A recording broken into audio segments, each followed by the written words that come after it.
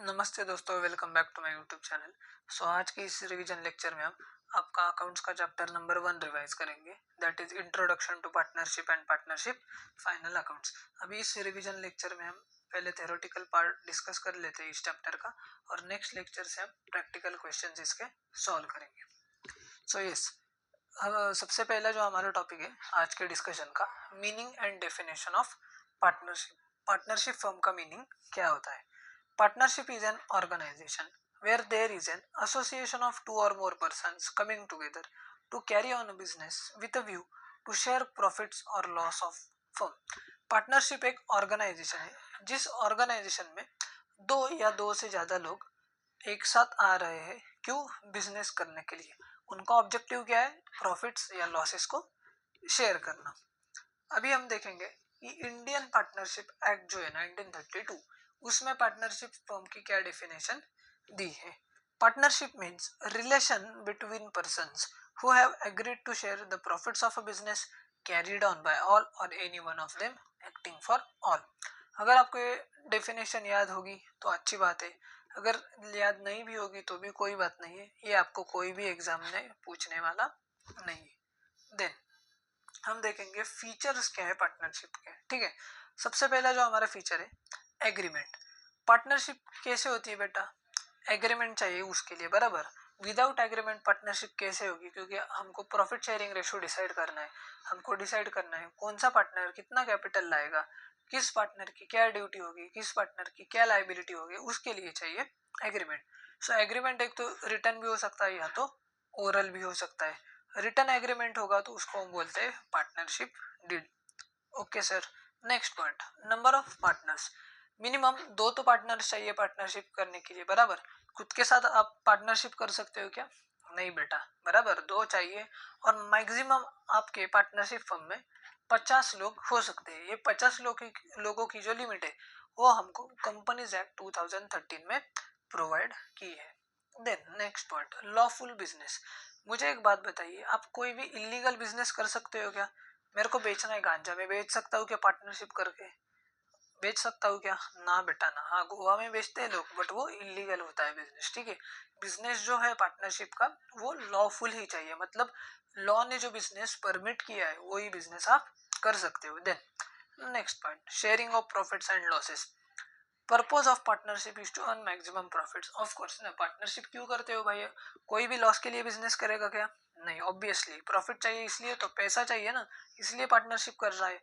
तो जो profit and loss जो है ना, वो आपने जो रेशियो डिसाइड किया है आपके एग्रीमेंट में उस हिसाब से होगा। अगर आपके एग्रीमेंट में आपने रेशियो डिसाइड नहीं किया है तो उस केस में आपका प्रॉफिट शेयरिंग रेशियो होगा equal. Okay sir, next point, unlimited liability. Liability जो है ना पार्टनर्स की वो अनलिमिटेड होती है, मतलब partners are liable till the last rupee in their pocket. मतलब भाई आपका पॉकेट फटे ना तो भी चलेगा, बट आपको दूसरों का पैसा देना ही पड़ेगा। देखो ये नेक्स्ट लाइन बहुत इंपॉर्टेंट है। If assets of business is not sufficient to pay liabilities then personal property of partners can be used. देखो आपके बिजनेस के असेट्स अगर सफिशिएंट नहीं है लाइबिलिटीज पे करने के लिए, तो उस केस में आपकी जो पर्सनल प्रॉपर्टी है ना वो भी बेच सकते हैं। देखो यार, मतलब क्या सर, क्या क्या बेचेंगे हम? गाड़ी है क्या बेटा आपके पास? बेच दो। बीवी? सर बीवी नहीं, गहने। ठीक है, पूरा सुन लो, बीवी नहीं, बीवी के गहने आप बेच सकते हो। Okay sir, then next point, registration. Partnership firm का रजिस्ट्रेशन कंपलसरी है महाराष्ट्र में। ठीक है, दूसरे स्टेट का हमें क्या करना है, वो जाएगा भाड़ में। Next point, joint ownership and management. Her partner joint owner होता है पार्टनरशिप फर्म के प्रॉपर्टी का, ऑब्वियसली ना। अभी हम तीन दोस्त मिलके पार्टनरशिप कर रहे हैं, तो जो एक एक पार्टनर है हम तीनों भी ओनर है ना, जॉइंट ओनर है प्रॉपर्टी के। So no partner can use the property for personal use. मैं प्रॉपर्टी पर्सनल यूज के लिए यूज कर सकता हूँ क्या पार्टनरशिप की? नहीं sir. Then principal agent relationship. हर पार्टनर ना दो फोल्ड कैपेसिटीज में काम करता है। एक तो प्रिंसिपल भी होता है और एजेंट भी होता है। सर इसका मतलब क्या? वो प्रिंसिपल होता है आउटसाइडर्स के लिए और वो अदर पार्टनर्स के लिए एजेंट होता है। Okay sir, done.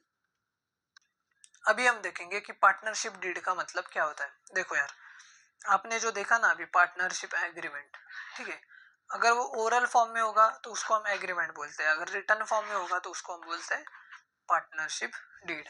Sir partnership deed में क्या क्या होगा? Terms and conditions of partnership, बराबर है, terms and conditions of partnership. यहाँ से मैंने गलती से पार्टनर्स लिखा है, टर्म्स एंड कंडीशंस हो गए पार्टनरशिप फर्म के, ठीक है। तो अभी हम देखेंगे कंटेंट्स क्या क्या आएंगे पार्टनरशिप डीड में। कंटेंट्स ऑफ पार्टनरशिप डीड, सबसे पहले तो फर्म का नाम एड्रेस आएगा, पार्टनर्स का नाम एड्रेस आएगा, उनका कैपिटल कंट्रीब्यूशन आएगा, जिस रेशो में वो प्रॉफिट शेयर करेंगे वो रेशो आएगा, rights duties and liabilities of partners, फिर एडमिशन रिटायरमेंट डेथ के रिलेटेड प्रोविजंस आएंगे, फिर कैपिटल पे इंटरेस्ट कितना मिलेगा, लोन पे इंटरेस्ट कितना मिलेगा, ड्राइंग्स पे इंटरेस्ट कितना मिलेगा, सैलरी और कमीशन कितना मिलेगा पार्टनर्स को, settlement of accounts on dissolution of firms. Dissolution का मतलब होता है जब पार्टनरशिप फर्म आप बंद कर रहे हो तो उस केस में सेटल कैसे होंगे अकाउंट्स, किस पार्टनर को कितना पैसा मिलेगा, ये सब। और methods of settlement of disputes, अगर पार्टनर्स में झगड़ा हो गया तो वो सेटल कैसे करेंगे, ये सारी चीजें होती है हमारी पार्टनरशिप डीड में। उसके बाद जो हमारा टॉपिक है कि प्रोविजंस दिए हमें इंडियन पार्टनरशिप एक्ट 1932 के, ठीक है। तो ये प्रोविजंस कब यूज करेंगे सर? अगर आपके पार्टनरशिप एग्रीमेंट जो बनाई है ना आपने, एग्रीमेंट या पार्टनरशिप डीड जो बनाया है आपने, उसमें अगर टर्म्स एंड कंडीशंस नहीं है तो उस केस में क्या करेंगे सर? इंडियन पार्टनरशिप एक्ट को हम रेफर करेंगे। देखो पहला पॉइंट, डिस्ट्रीब्यूशन ऑफ प्रॉफिट। अगर आपका पार्टनरशिप डीड साइलेंट है कि प्रॉफिट शेयरिंग रेशो कितना होगा, तो उस केस में प्रॉफिट्स एंड लॉसेस डिस्ट्रीब्यूट करेंगे हम इक्वल रेशो में। दो पार्टनर हो तो 50-50%, तीन पार्टनर है सर तो 33.33%। Okay, next point, interest on drawings. अगर ड्राइंग्स की डेट आपने मेंशन नहीं की है तो 6 महीने का इंटरेस्ट हम एवरेज कैलकुलेट करेंगे। Then next point, interest on partners loan.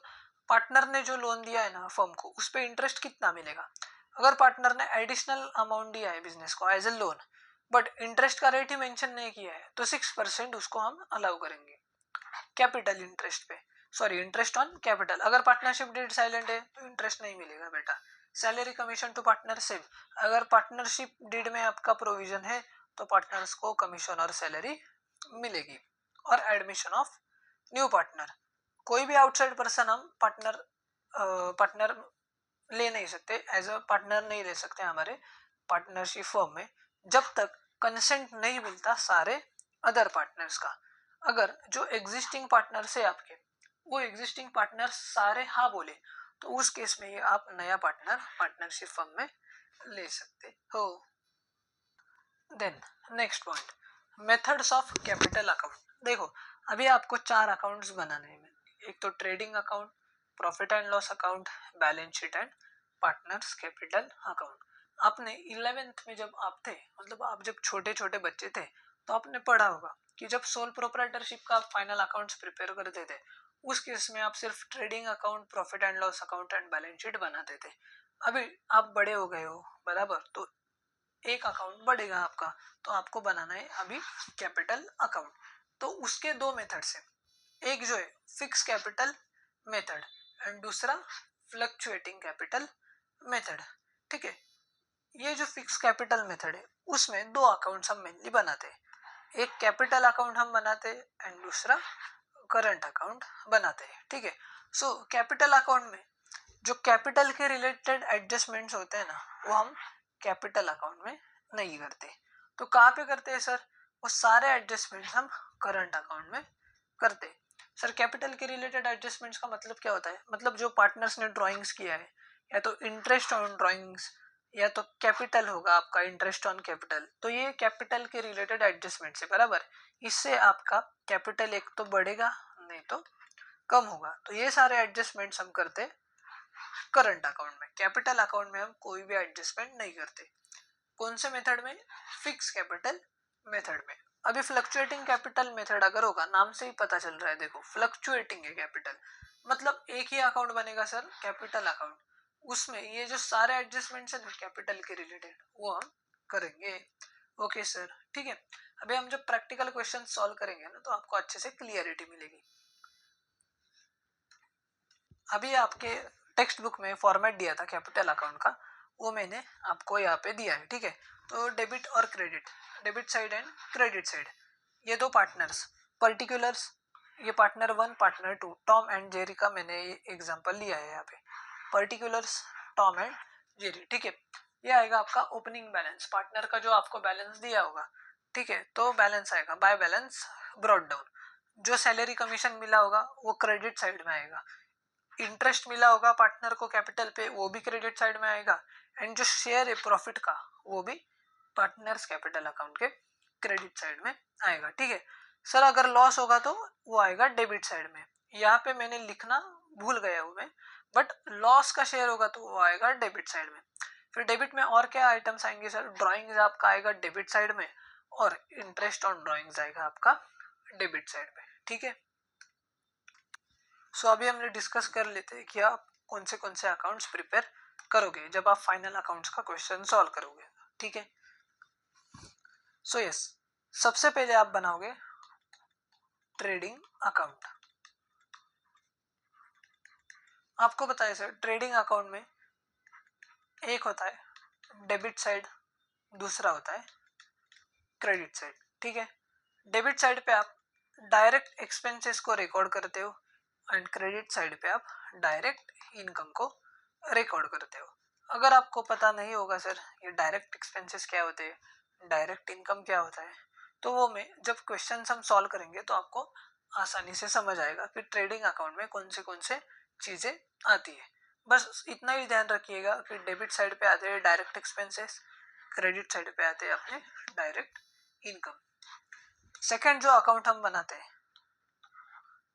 Profit and loss account, उसमें भी सेम, एक होती है डेबिट साइड, एक होती है क्रेडिट साइड। डेबिट साइड पे हम इनडायरेक्ट इनकम एक्सपेंसेस रिकॉर्ड करते हैं, क्रेडिट साइड पे हम इनडायरेक्ट इनकम रिकॉर्ड करते हैं। डेबिट साइड पे इनडायरेक्ट एक्सपेंस, क्रेडिट साइड पे इनडायरेक्ट इनकम।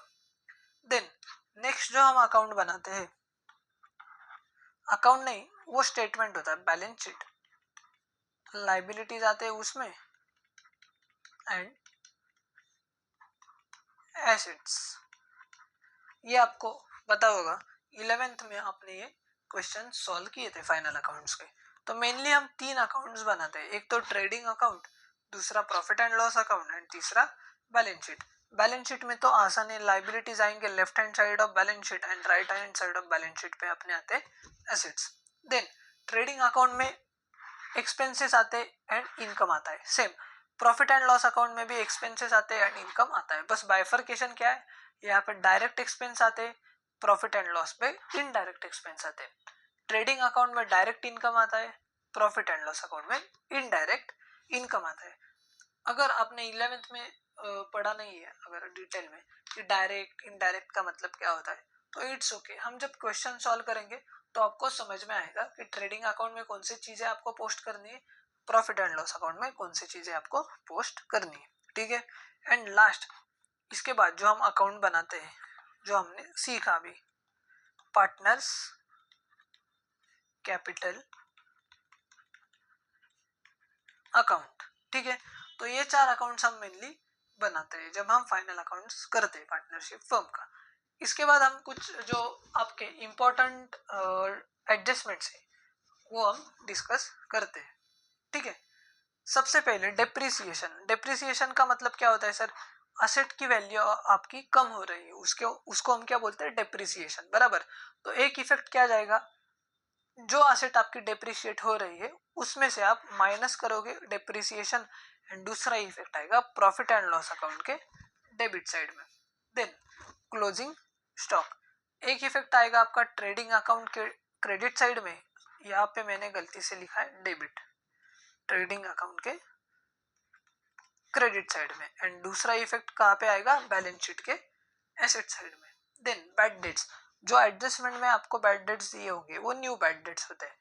एक इफेक्ट जाएगा आपका डेटर्स में से आप माइनस करोगे, एंड दूसरा effect profit and loss account के डेबिट साइड में। देन न्यू आरडीडी, एक इफेक्ट आपका जाएगा डेटर्स में से आप आरडीडी को माइनस करोगे and profit and loss account के डेबिट साइड में, सेम इफेक्ट।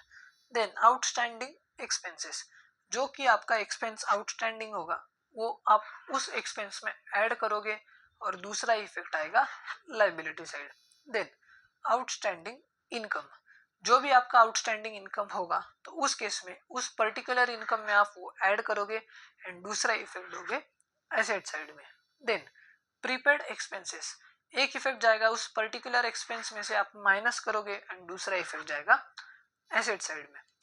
प्रीपेड इनकम या तो उसको हम बोलते हैं एडवांस इनकम, एक इफेक्ट जाएगा पर्टिकुलर जो इनकम है आपका उसमें से माइनस करोगे एंड दूसरा इफेक्ट जाएगा liability side of balance sheet. अभी हम इसमें और दो इंपॉर्टेंट एडजस्टमेंट डिस्कस कर लेते हैं, ठीक है। सो जो आपकी एडजस्टमेंट नंबर 9 है, अनरिकॉर्डेड सेल्स, ठीक है।